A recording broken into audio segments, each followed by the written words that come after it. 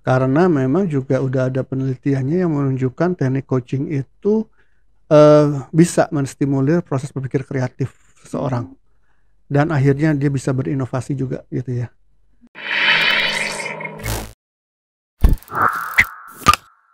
Halo sahabat coaching, balik lagi sama aku Aul di YouTube channel Coaching for Business. Nah, kesempatan kali ini kita akan membahas inovasi dalam bisnis. Langsung aja yuk kita diskusi dengan Coach Adit. Halo Coach. Halo, Iya Coach. Apa kabar nih Coach? alhamdulillah baik. Alhamdulillah. Oke, mungkin langsung aja nih Coach. Aku mau diskusi nih Siap. terkait inovasi dalam bisnis. Iya, Nah, gimana? sebenarnya penting nggak sih Coach kalau misalkan ada inovasi baru dalam bisnis? Oh, penting banget. Oke. Kalau ditanya penting, penting gitu ya. Ya, ya inovasi itu penting ya, berperan Mm-mm. penting dalam bisnis supaya dia bisa terus bertumbuh berkembang gitu ya. Mm-mm. Karena sampai titik tertentu mungkin dia dengan cara-cara yang konvensional bisa, tapi mentok kemudian, di situlah saatnya dia harus memikirkan hal-hal yang baru, yang inovatif sehingga bisa berkembang lagi sesuai dengan kondisi, situasi yang terjadi gitu ya, gitu. Mm-mm. Jadi, sampai titik tertentu mentok gitu, nah itulah perlu adanya inovasi-inovasi lagi yang lebih fresh dan lebih bisa menggairahkan bisnis. Oke, siap bahasanya nih, menggairah bisnis. Iya. Oke, Coach. Nah, cara menstimulasi kita-kita tim untuk bermunculan ide-ide kreatif tuh gimana tuh, Oh, Coach? macam-macam sih caranya ya Mhm. gitu. Bisa dengan training, bisa dengan coaching gitu ya, tentu Mhm. dengan, pendekatan yang berbeda-beda gitu ya. Oke. Training ya tentu mereka akan diajarkan cara-cara creative thinking dan inovatif thinking gitu Mhm. ya, eee, dan juga mungkin akan diajarkan strategi-strategi yang inovatif gitu. Oke. Kalau coaching itu ya, biasanya sih, akan juga berkesinambungan dengan trainingnya gitu ya. Mhm. Kalau sudah diajarkan ilmunya bagaimana menerapkannya gitu kan. Mhm. Bagaimana mengaplikasikan ilmu yang sudah diajarkan itu, skill yang diajarkan itu Mhm. ke kehidupan nyata mereka di Oke. dunia kerja gitu, Iya. gitu. Walaupun, bisa juga coaching ya tersendiri ya, tidak ada Mhm. trainingnya tapi coaching juga untuk meningkatkan kemampuan, kreatif dan inovatif itu juga bisa gitu ya. Ya Mmm. tergantung kebutuhannya gitu ya dan situasinya juga. Oke. Nah, kalau misalkan, cara dengan coaching-nya tuh, Coach? Cara dengan coaching, apa yang Mhm. mau ditanyakan? Kalau misalkan buat, menstimulasi ide-ide kreatif dari para tim nih, Coach. Oke. Ya sebetulnya sama aja ya dengan cara-cara coaching dalam bentuk lain ya. Mhm. Ya perlu ada asesmen dulu kan gitu kan. Biasanya dari pihak perusahaan atau organisasi atau owner-nya yang merasakan ini butuh suatu inovasi yang perlu ada coaching nih gitu ya. Mereka akan mencari coach gitu ya. Mhm. Atau mungkin ya mereka biasanya kontak siapalah trainer atau coach atau konsultan gitu ya. Mhm. Ya tugasnya trainer, coach, konsultan itulah yang bisa menggali gitu ya, mengidentifikasi sebetulnya dia butuhnya apa sih gitu ya. Oke. Itu karena nggak semuanya juga bisa dijawab dengan training, nggak semua juga bisa dijawab dengan coaching, ya tergantung kebutuhan dan situasi kondisinya juga ya, gitu. Oke. Kalau memang kebutuhannya coaching ya berarti, ya syukur-syukur kalau trainer atau konsultan itu juga dia bisa coaching gitu ya, sudah Mhm. certified coach, tentunya dia bisa menawarkan, jasa coaching-nya ke si, calon prospeknya ini ya, calon prospek, calon kliennya gitu, yang disebut prospek gitu ya, yang merupakan owner dari suatu perusahaan gitu ya, Oke.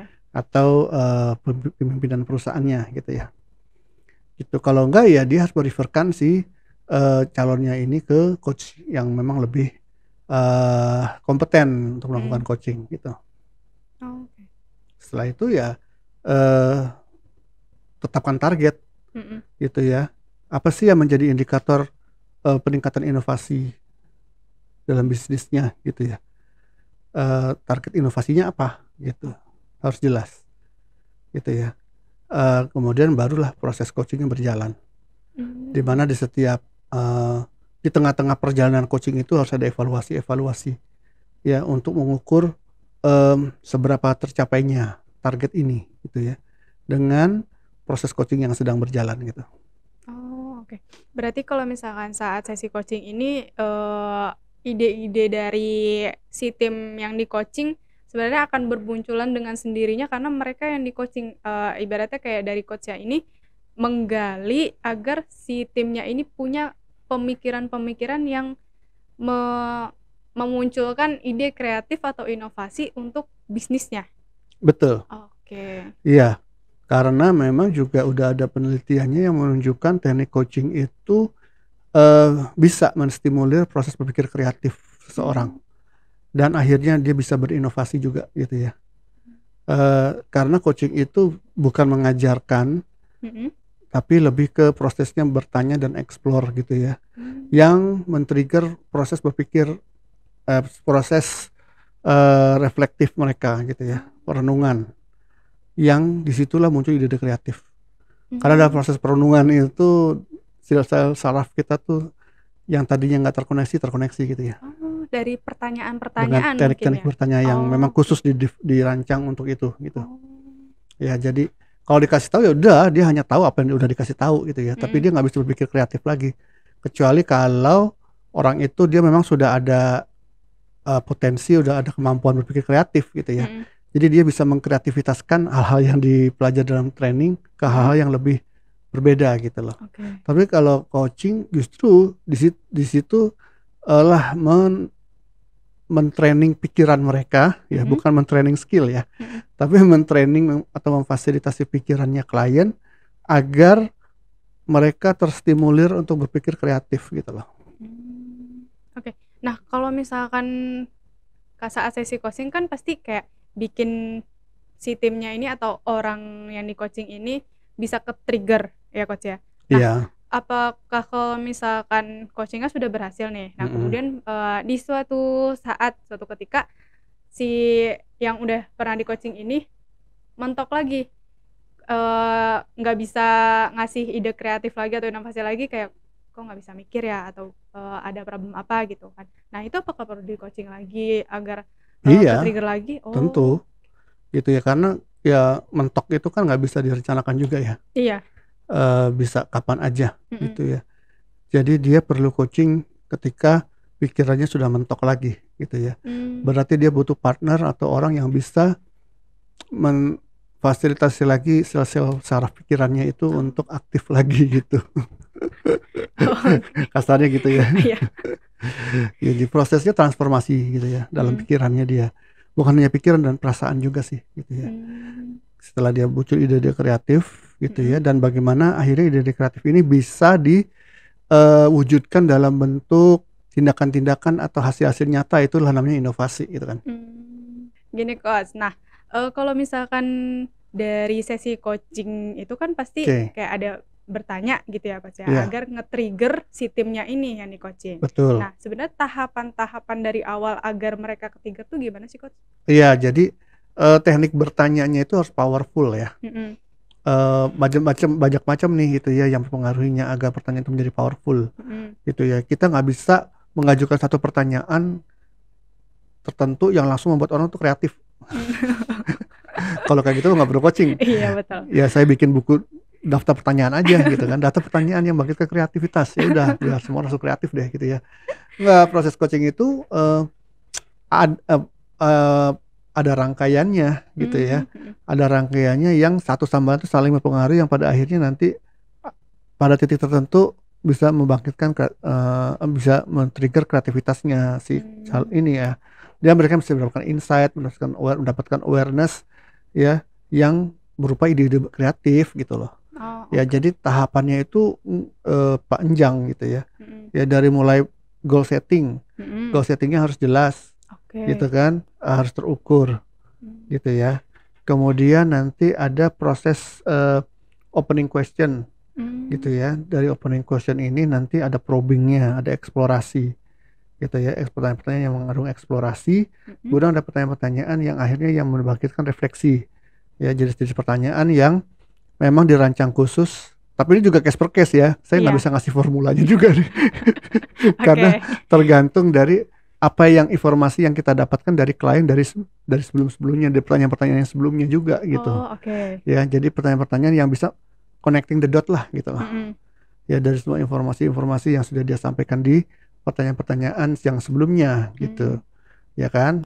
Ya, pertanyaan-pertanyaan connecting the dots yang bisa melihat dia dari sudut pandang yang berbeda, Mhm. ya, atau bisa mereframe pikirannya gitu ya, Mhm.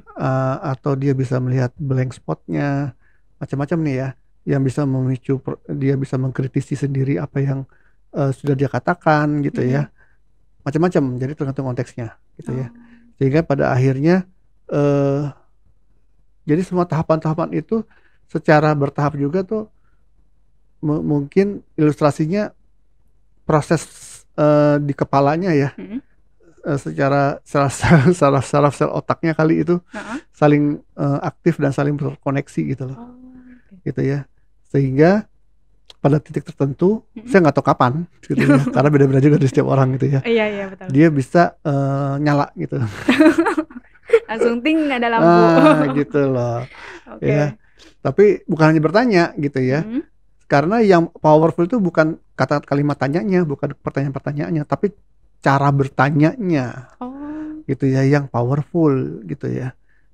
Apakah dengan intonasi tertentu, dengan gaya bahasa tertentu, dengan bahasa tubuhnya, approach-nya gitu ya, Mmm. dengan mengkonekkan dengan informasi yang mana gitu ya, Mmm. dengan, eee, kemampuan dia menjalin chemistry, kemampuan dia bisa hadir sepenuhnya di situ dengan klien, Mmm. kemampuan dia dulu juga supaya bisa membangun trust dan safety-nya klien juga, rasa trust dan rasa amannya klien gitu ya.